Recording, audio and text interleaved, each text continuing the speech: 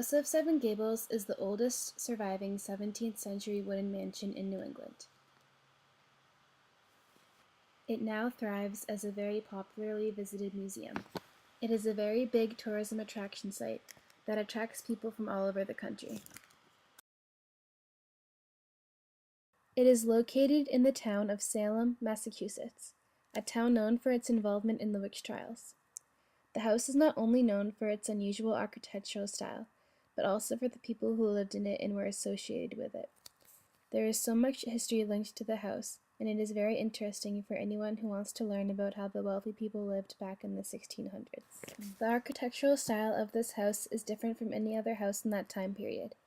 When John Turner was building this house, he kept adding on more and more because he was never satisfied. He and his family were filthy rich.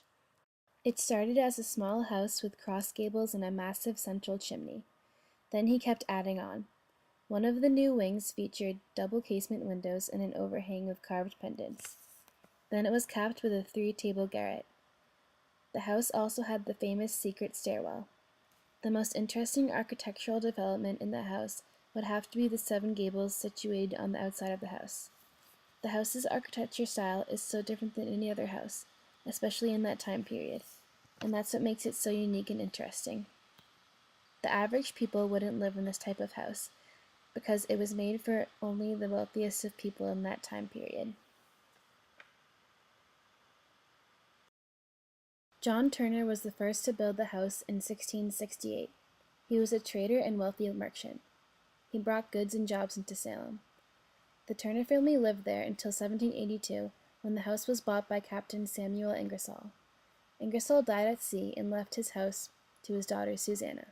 Susanna was the cousin of the first American romance author, Nathaniel Hawthorne. Nathaniel's great-grandfather was a judge at the witch trials, and he was a very wealthy man. His visits to the house gave him the idea to write his first novel, The House of Seven Gables.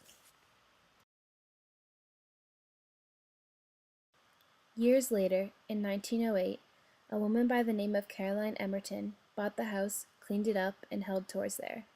She lived on Essex Street in Salem and was a very wealthy lady. She used her money to buy the house, and then she used the money she got from the tours to open a settlement house nearby. In the early 1990s, there had been many immigrants swarming into Salem, mostly Polish and Eastern European. Caroline noticed the need for these people to become initiated into American life and culture, so here she would provide social services to the immigrants.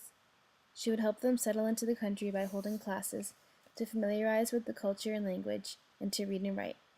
By enrolling in these classes and teachings meant, to the immigrants, making a better life in a new community.